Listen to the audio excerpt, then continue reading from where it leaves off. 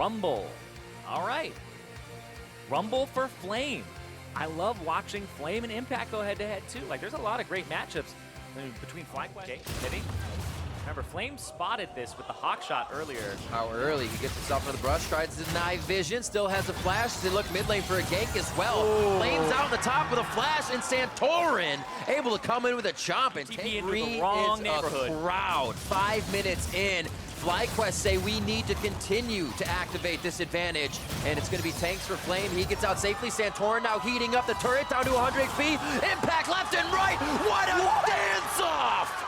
A god! A way of obviously microing in and out. We're still trying to get that kill. That wasn't a yeah, we'll leave it for you. Impact definitely was dancing himself into safety. Keen actually could have killed him there. Flash to the left, there's flash under, hold on. Oh, shot, underneath power, last auto from Pobelter. He doesn't have flash, so he's pretty gankable. Right now they see Xmithy because of the wards, and gonna actually try to head him off. FlyQuest is doing a great job at just giving Team Got Liquid a lot to think about. Lamb's Spike goes down. Cannon Barrage is a little bit outside the fight, but the damage is still coming through. Keen slowly walking up, a bubble through the wall could hit Impact. He's just gonna go forward. Stopwatch is there, and coming through the Paddle Star hits just in time. Great hold by Keen. His stopwatch is there. Xmithy, no mana, can't really follow forward, but now they still want him. Santorin takes the aggro to start things off with a smite, and he's gonna get out of They're trying to shut down Double Lift and Ole.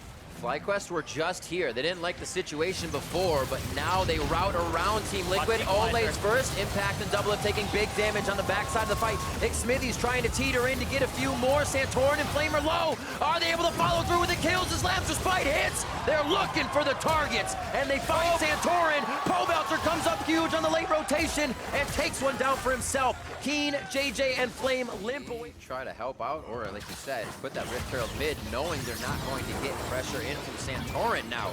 Sleep almost stopped, and Pobelter coming in with unleashed power, and Keen takes a fight that's obviously a 2v1. Top lane now Ulti himself, so True. it just seems a little bit overzealous there. Big mistake from Keen instead of just straight up disengaging. And think of the upside, Keen does have the redemption. This could be a long dive. They get the heal on the team. A nice block for Ole. They try to get Double Lift as well, just on the back of the fight, but it looks like the mixed focus. Double Lift gets back in to save his support. It looks like they may still go down in the frying pan, though. A very nice try as Double Lift goes full killer instinct on that one, but finds himself. It's like, I got this, don't worry. She's gonna take her heels off halfway down the part of the wag to the lane. Oh! He says, no, this is mine. Doesn't even have to use Lamb's Respite. A respite. We were expecting to see those arrows for a while. And Wild Turtle tanks it, gets out of range before he gets knocked up by the ultimate. Santorin now has it, which is perfect. Santorin gets eaten by JJ, and then JJ spits him out, and the aggro swaps to Keen, I believe, at that point later. But once again, Siege down bottom, trading for the top side of the map. So Double Lift and Ole, I think they're going to push in here. Red buff's about one item and parts of other items plus boots. So this is actually really fast in terms of getting 2 evolutions thanks to Stormracer.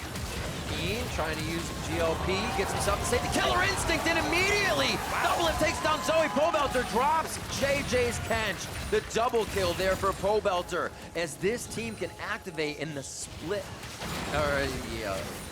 Blink of an eye. Blink of an eye. I was gonna split-second blink of an eye. Add those two together, they don't make a good sentence. The split of an eye. The split of an eye sounds painful. That's exactly what Team Liquid was about to do there. Well, they did a FlyQuest Soul Stealer, 10 stacks yeah. on it, 5-1 and 0 on this Syndra, 40 CS up. He is playing so well. There you go. Well, how about a 3v1 to take him down? Uses the stopwatch quickly. A 1v1 up top. Scatter. Wow, Turtle goes down. Pobelter, yeah. Scatters back, and does Double Lift go in? Killer Instinct is on, but he chooses JJ as the target as Keen was the mark. Trying to switch it up and go for the no-look kill, but FlyQuest all retreat from that fight, and the pressure now starts to mount around the map. Impact's able to push as Team Liquid is still able to win these fights. And Team Liquid has a great pressuring in terms of getting the most for the tiny advantage. It's the global goal just in the pockets of Team Liquid. Currently around 7,000 in the lead as they pick up another Ocean Break. Or even an arrow, because he can stand in front, soak it, and then just use the W. They're going to have to go after people who can't really get rid of those effects, like this. Redemption coming in. Nice knock-ups. They do take him down. The Rangers focus from Wildboard. Possible, and then just try to get the Q and E evolution ASAP to just have this really nice power curve in your games. This is before the changes to the price of both the Runeance Hurricane and the Storm Razor, so. Oh, wait. And percent immediately. Wild Turtle lives with just the sliver devoured in. That's huge if he can get back up on that fast. Oh, my word. Super kill. Targeting. Cannon Barrage comes down from Impact. Now they're on to JJ. There's only so much you can do as a support. It was a valiant attempt, and you will also go down. Double Lift drops JJ as it's just too much. There's so much follow-up from Team Liquid at this point, and now they'll start to take down bottom turret as well. Yeah, don't know why. Blocked, Fisher out. Quite a bit used by Liquid here just to defend without really any answer. Oh, arrow goes through. Pobelter has to be forced to cleanse. This is great. Lamb's Respite is down for 3. FlyQuest entering into the fight. They're looking to take down Liquid, shredding the health bars, but not finding the kills. There's one. A second one for Ole. No, Smithy is first, but Ole will fall as he's forced to run away from the base. Teleport into the mid lane. He's going to be able to throw that down as well. It does have the attack speed over time building up. The Caffeine Rain is in as his killer instinct is on. One kill coming in for Impact. Baron is low. Baron down to 500. It's going to be grabbed by Wild Turtle as they take down Impact. Now the fight's on to Double Lift as the 3 members in the pit live with a sliver of health. Lowy is singing because right now they say, all right, base races come into play. We're going to take your Nexus. Here, the Baron comeback, 6,000 gold. It was 10K at one point. Now we're only looking at 4,000 as a difference here after that Baron. Smithy staying safe. Let's see which team hits that and kills first, because right now, who's going to get 12 and 12. Side of FlyQuest. They have vision control on the bot side now. They are getting hit up as FlyQuest feels strong enough to pressure in. Smithy over the wall, gets a Blade of the Rune King in to try and deter the fight. That's a resurrection. He's going to have to throw it on the ultimate. Ole can't get the Lamb's Respite if he goes down first. Smithy throws it, but Ole has to back up, and FlyQuest is very low as they enter in. A draw indeed as the guns come out, and Double Lift goes crazy with the rest of the team. The killer instinct from all of Team Liquid aces FlyQuest. Right there, Smithy again throws down the Lamb's Respite, able to survive with the Guardian Angel, and they're walking in. That's the celebratory flash there from Impact saying, it's over, boys. They're going to push for the win. Guns blazing as soon as the fight started. The amount of time they had to see the fight and assess what was supposed to happen with Smithy coming back up was all that they needed. As Team Liquid now start on the inhibitor turrets, an uncontested base from FlyQuest. It did have its falters, but Team Liquid will find the last Nexus turret and take down the FlyQuest Nexus. Kennen possibly, yes, on the other side, Darshan locks in the Kennen. Very well versed in that champion throughout his years of play, so we'll see if he can lock down the team fights. It's something CLG wants to get themselves in. In terms of positioning, he's going to go after Darshan. If you get this AD Kennen behind, that's nice. He becomes pretty useless. Gotta watch out for the slow. Lightning Rush is used. Is going to put a lot of damage on here. A Cleaver hits, and he may go down. A quick sidestep. It's hit. One more auto attack, and he is dead to rights. The lane in the bot side is now the focus of a fight. And it's going to be a kill coming through for Stixay. Beautifully done as they... I feel like Licorice could potentially just go Sunfire Cape into Bramble Vest. And then from there, he goes for Mad Push. Very surprised they didn't activate on Zazel there. A little close to the turret, but level 6s to a 6-5 on the bot side is a fight in the river. Now gets a quick resurrection on the Zillion ultimate. Chrono shift up. Do they stay alive? And the Lambs Respite though. And now it's going to be Blabber possibly getting a kill. He goes down. Stopwatch still used. It follows through on the Realm Warp. And now Stixay, possible Chain of Corruptions. No mana there as the Hail of Arrows slows the entire team. He chooses to go for the all AoE crowd control quick. Zazel walks back and forth doing the dance, trying to dodge anything coming through. But the 4 members don't have many resources. It's like, uh-oh, Biofrost, that's one where you get a little too aggressive. Darshan's gonna flash right there. Are they gonna dive? Looking for the stun. No stopwatch this Blabber early. AD Cannon. Blabber gets out. And destroying Darshan on the top side. Door number 1 or door number 2? Oh, door number 2. Here's TP. Drinks him back. A good flavorful drink. Wait. Great year from Yano. Darshan just teleports back in, and it's a good thing he did because Rainover almost went down. Because, like, Varus, 1, 1, and 3 in terms of score. Hold on, Rainover looking for Blabber.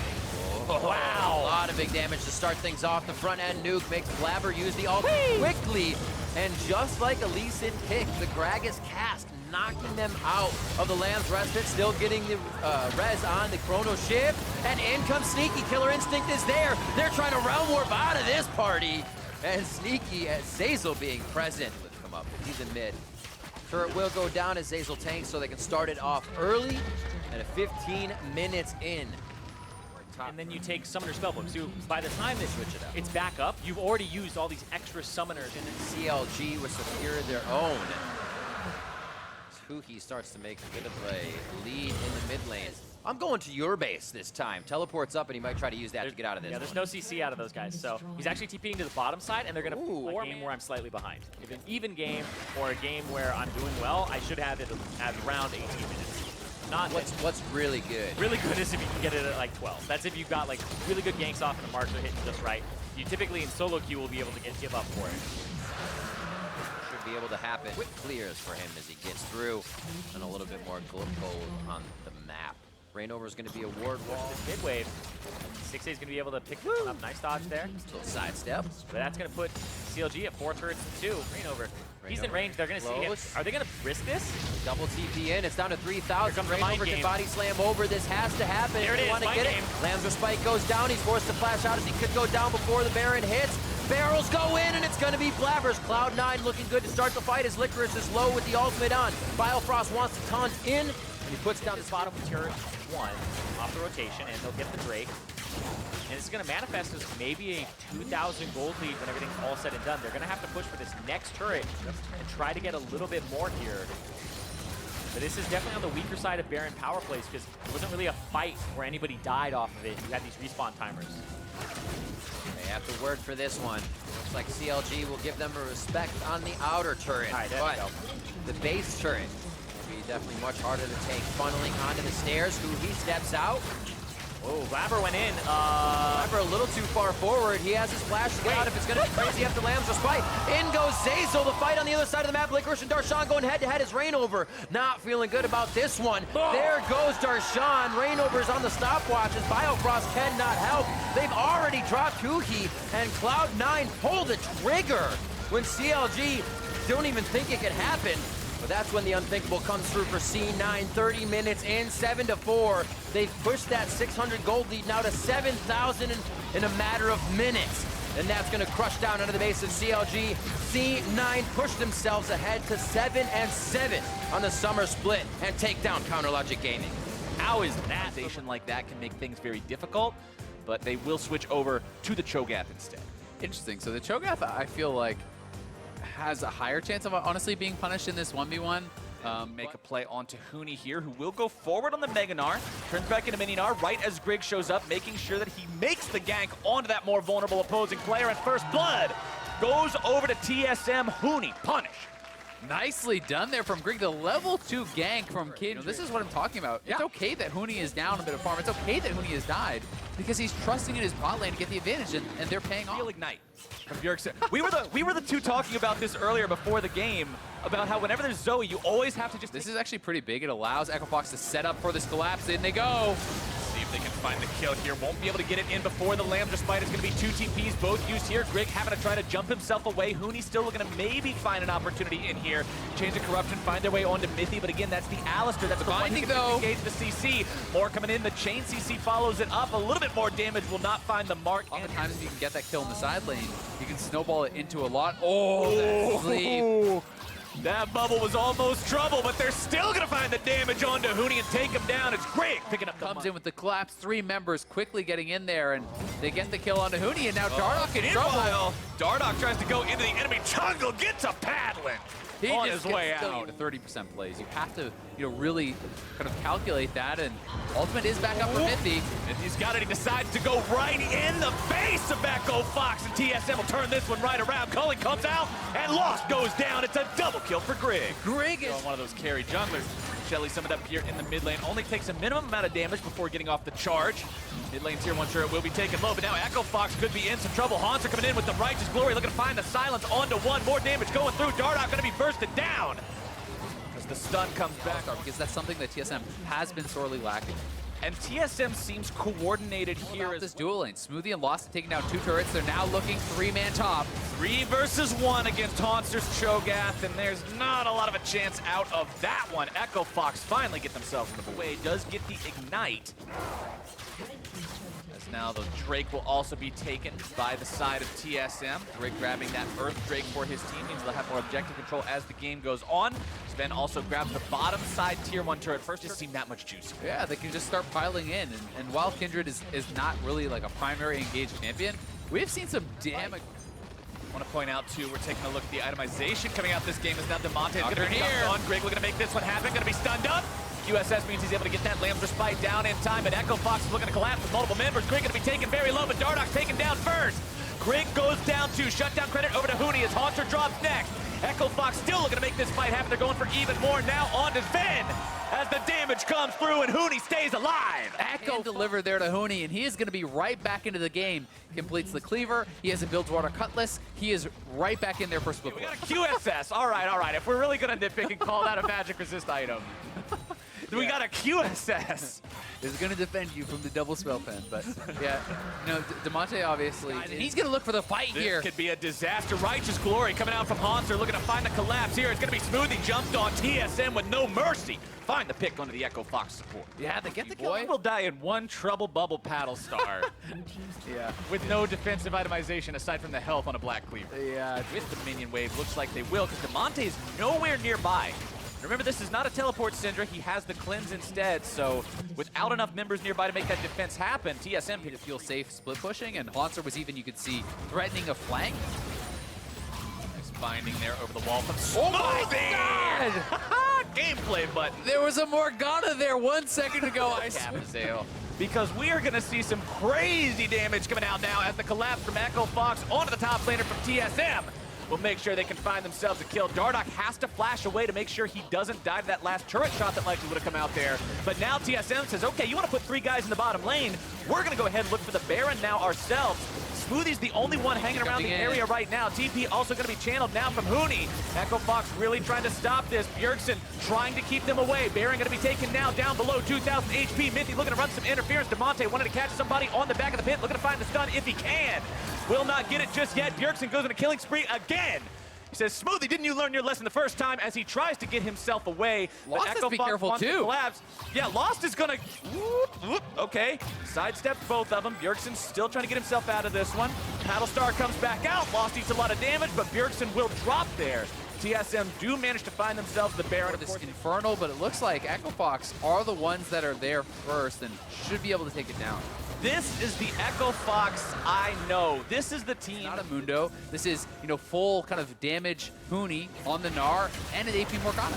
Rig taken very low there by Demonte. Has to pop his own ultimate, but Mithy ends up messing up the combo and actually shoves Demonte to safety. Demonte pops the stopwatch, keeping himself alive. He's going to be Haunter food, though. The shutdown credit going over to TSM's top laner, but Huni is knocking on the door to the bottom lane. Yeah, Huni completed the Rage Blade off of his last shutdown in that team fight, and he is just straight onto it. They're trying to delay the bases here. Is this going to be another NALCS base race? It could be. I mean, someone else has to go back. So multiple members are going back for TSM, so they have 2 there to try to stop. And now the 3 members from TSM are trying to push for the inhibitor. TSM wanting to take this one down. It's going to be the ultimate used there from Dardoch, trying to scare them away. He will be taken very low. Can't quite find his mark just yet. Somehow lives with 40 HP. He'll walk away. They'll hold the turret for now. Binding comes out, only finds its way onto the cannon. It'll stop that Baron up push from using that resource. However, they're still able to break the line. They're still able to find the inhib, and TSM come out on top. Yeah, and Huni's not going to have time to actually knock down any inhibitor because VP front line. And that is why Echo Fox is looking for these side picks. Dardoch going in onto Bjergsen. That's going to be a massive pick if they make it happen, and Demonte guarantees they do. Haunter now having to run away from Huni, who, remember, although he's pretty squishy, is one scary goal to part 34 minutes in. As now Huni's getting himself jumped on. Nice flash over the wall, but Dardoch comes in and says, all right, we're going to look to turn this one around.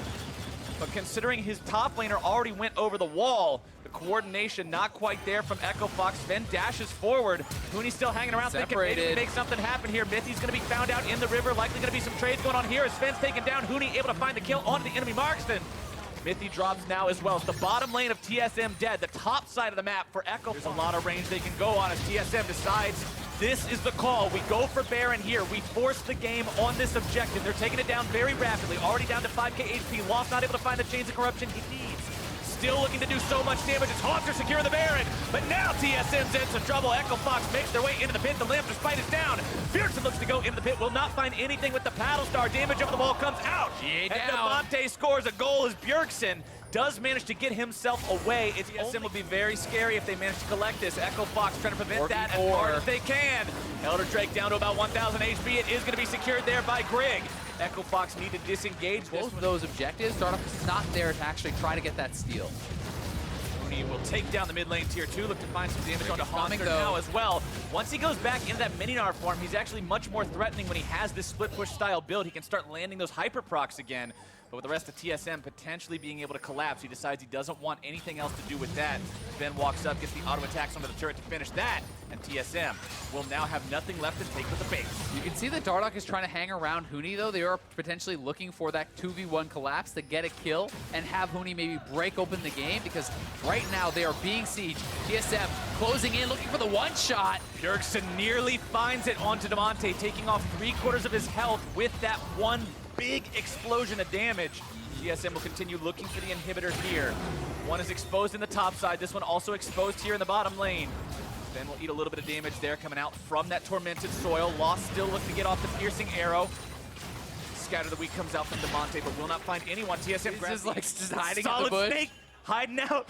Quick, don't Now move. he's found his way onto Haunter. Looking to make this play. It's Dardoch coming in from the side here as well, making sure they're able to find it. The Gargoyle Stone Blade is going to be popping. It will not be enough. Rick tries to come in from the side, looking to collapse, maybe do something. Lane. As TSM, 5 men strong into the mid lane. It's inhibitor turret down as they now have nothing left defending the inhibs. Huni will continue to push there in the bottom side. Echo Fox finally puts themselves into a defensive position to prevent TSM from taking anything else. So far, it's one inhib for nothing. Demonte finds a stun onto one. Chain CC coming out onto Haunter. He is definitely caught out here. Bjergsen goes over the wall, but he's already dead. Lamb's Respite's not going to keep him alive today. Huni As get in the TSM game, they're gets forward TPing in. TSM, they've got to try to get out of here as Echo Fox wants to end the game. I think this is holding it. on to the Nexus. He's got the minion wave. He's got Lost, and Echo Fox have got their win. It happens again, TSM! It's not that it can't be a strong pick.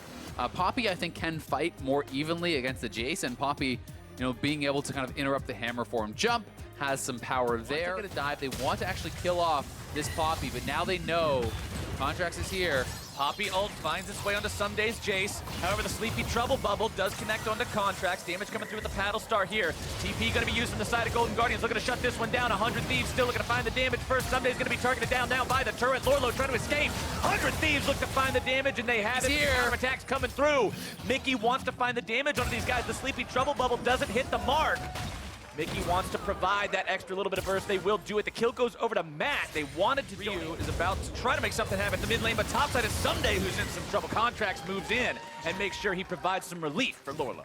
Yeah, they get that kill. Yeah, exactly. If Krakus forces out an ultimate, you set the ball on top of where the ultimate's going to come back to. But here is a potential 2v2 on the top side. Contract's getting low. Very, very low. Nice interrupt there. Sunday will not be able to complete the jump through the skies, but he still got the damage with the auto attacks. They make sure they give that one over to him. So the gold keeps on coming in. Nice turnaround there. And it is trying to take this Rift Herald, and pretty darn low doing it. We should be able to knock it down here. Will he die, though? He might. Ooh, Mickey's close. Close. And nope. No way out of that one. Mickey picks up the game, as we will see more large fights, better skirmishes, as the catch could potentially find its way now onto Contracts, who's completely exploded by the power of 100 Thieves.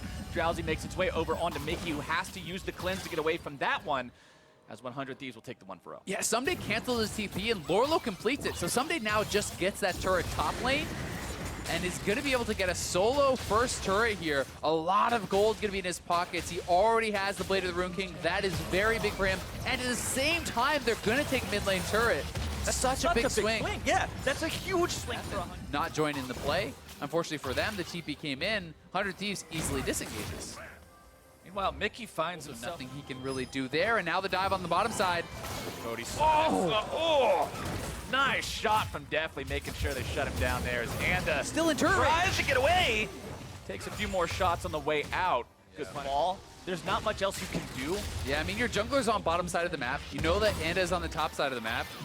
You can. Hey, come on, he's got HP. Oblivion Orb gives you like 200. There's a little bit of HP in there. Okay. You got to give me the QSS as MR last game. I get to give you the Oblivion Orb too. Meanwhile, it's Someday.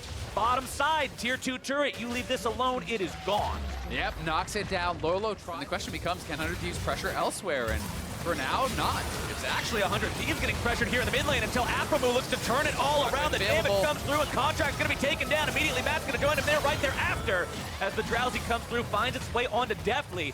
Anda trying to hobble his way out of this one. Ryu is incredibly low HP. Hard to contribute. Still might be able to throw in a Paddle Star here or there, but some days decided this is a good enough situation that even Jace can group with the team. Will brute force down the mid lane tier 2 and take yet another objective. The turret count is 6-0.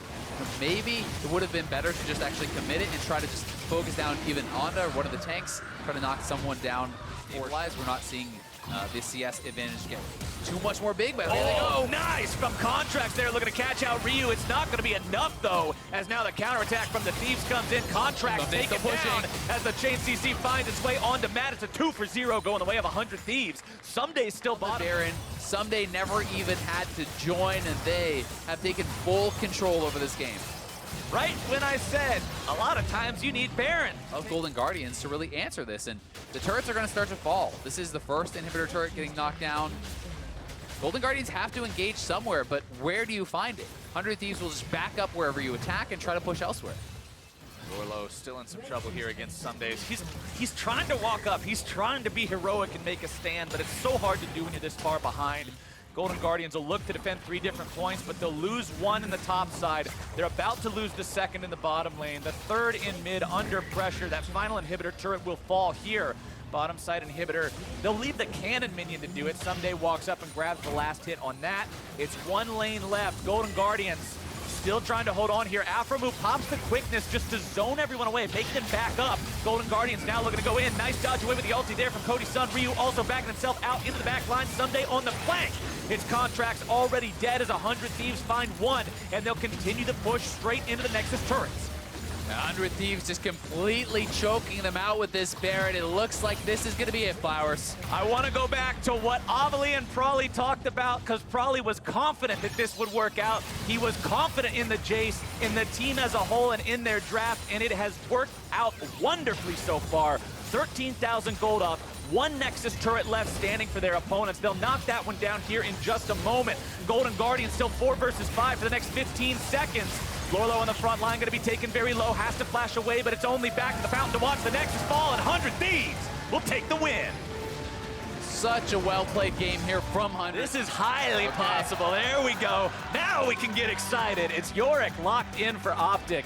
I was happy to see to the end of Summer Split. There's not a lot of games left to play. The best Clutch can do right now is break even at 9-9. That can still get you into playoffs, but it's a difficult spot to be in. And speaking of difficult spots, Dokla's going to find himself the victim of the level 2 Kindred gank. There's no way out of that one. Don't even waste the flash. First blood happened bottom lane. Translating it, if nothing else, over into an early Drake is addressing those problems that we were talking about with the team earlier. Make it happen. Nice flash away from Solo's going to deny that one, but at the same time, you see the enemy jungler top, you take the bottom lane turret, and Clutch Gaming. Fine, he does have Lyra coming to assist him very soon. Shelly gets the headbutt off. The rest of the minion wave has died off. Lyra gets himself hit by the harpoon there from Big, but will not be pulled over. They're giving up a lot of advantages in the meantime. We'll see if this collapse can happen on Lyra. Canadian wants that punish. Blast cone over the wall from Dokla to make sure Lyra doesn't have that as an escape mechanism. Maiden also going to be summoned up. Nice use of the Yorick. More confident to build heavier into AP and trying to look for more damage himself. Considering they're trying to play for this split push game, he is the front line for his side, as Dokla will be run down by Solo here in the top lane, who needs a little bit more damage to find the kill. Follow-ups coming in from the rest of Clutch Gaming, who aren't able to find the collapse onto that Optic top laner. Optic tries to rotate. Yeah, well done there from Apollo, and the collapse is coming in. 4 members down here. Bevin and Lyra are behind. Bevin's got the stun. Scatter the weak onto Dokla. More damage coming through. Culling down onto Acadian as now both health bars evaporate, and Clutch Gaming finds 2. Clutch just responded to that so damn well. On this Kindred, the early gank worked out well. Solo has been great in the 1v1. He is the one actually pressuring these turrets and getting further ahead on the GP. In this game, praised their macro before the game started, talking about how the team seemed like they had things together. Getting the chance to take away this Ocean Drake, put that count at 2-1 instead of 3-0 in the favor of Clutch Gaming. So Optic at least has that little bit up the bottom side. Dokla at least gets a chance to do his job onto the turret here. They've got everybody. They've got Dokla as part of this fight as well. Solo's decided to go for the ulti here. Hakuo looking for the Glacial Fissure, able to find it onto Power of Evil. Optic needing to retreat now. Dokla's still going to be on the front line. Hakuo taken low.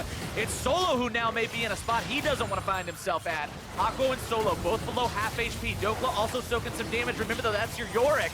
Big wants to go in, find a hook onto somebody of value. Apollo dashing his way out of that one.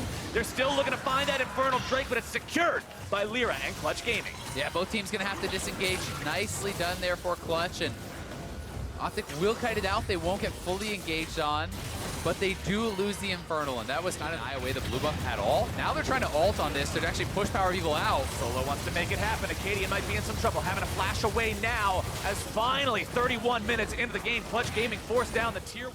Optic are still really thinking about this one. They want to look for something here. They know that Hakuo and Lyra both have a little bit of damage into as Apollo finds a kill. Likely just going to be able to finish this off before Gragas is even in range. Bearing down to 6K. Acadian coming around from the side. Call from Clutch. Looks like they're going to continue trying to burn it down. Acadian in some trouble. There comes your Shockwave. Still going to be secured by Lyra as Power of Evil now finds himself caught in the wrong place at the wrong time. And Solo blows him up. Clutch finally go to the Baron there. No more way for Optic to actually check on that. They completely zone Acadian out, making it so Lyra cannot have that Baron stolen from him, and Clutch may have gotten with that what they need to close out this game. 10K up, 3 Dragons. They have the Baron too. Lyra pops the Lamb's Respite to keep himself in a good spot. Off to the side.